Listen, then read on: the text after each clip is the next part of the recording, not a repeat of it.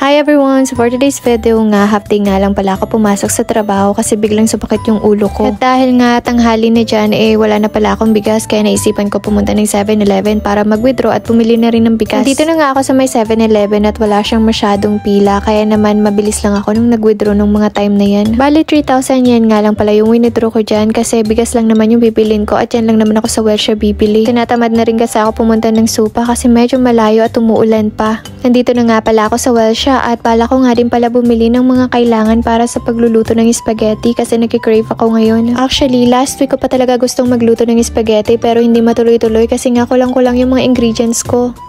Medyo ang mahal nga pala ng sausage na binibenta dito sa Welcia compare dun sa Supa pero no choice kaya binili ko na lang. Buti na lang nakita ko nga itong asukal kasi nung nakaraan ko pa talaga gustong bumili nito kasi hindi na ako makapagtimpla ng kape at Milo every time na umuwi ako galing trabaho. Bumili nga din pala ako nitong cheese flavor na Doritos at sinabayan ko na rin ng tinapay kasi mamaya kakain ako after ko magluto ng merienda. And nandito na nga pala ako sa may area ng mga bigasan. Actually, sobrang mamahal niya kasi nasa Welcia nga to, mas mura yung bigas sa Supa compare dito. Pero dahil nga tinatamad talaga akong pumunta ng Supa at baka abutan ako ng ulan, dito ko na lang naisip pumili ng bigas. Dahil nga halos mahal yung mga bigas dito, pumili na lang ako ng pinakamura at eto nga pala yung napili ko, around 2,000 yen, 5 kilos na siya. Bali mas mura nga pala yung binibenta ditong saging sa Welcia compare sa Supa at farm kaya dito kami bumibili ng saging at itlog. Wala pa kasing 200 yen, makakabili ka na ng saging dito sa Welcia at sinabayan ko na rin ng isa pang klaseng tinapay. Grabe, sobrang favorite ko na talaga yung tinapay umpisa nung pumunta ako dito sa Japan.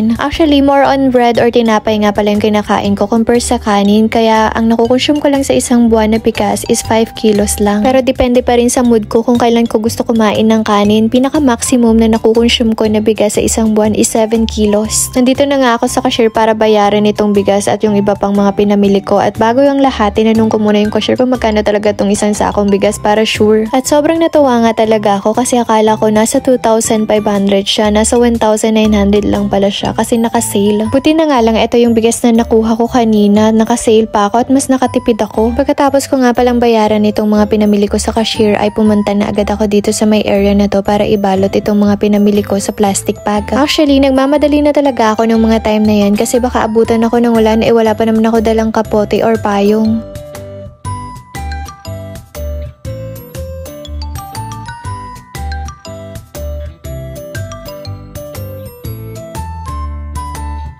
And finally, nandito na nga ako sa bahay at pag-uwi ko nga ay kinuha ko agad itong giniling para initin dito sa my oven kasi magluluto ako maya-maya ng spaghetti. At habang nagpapainit ako dyan ng giniling nagpe-prepare na ako ng mga ingredients para sa pagluluto ng spaghetti. Hanggang dito na lang muna. Bye!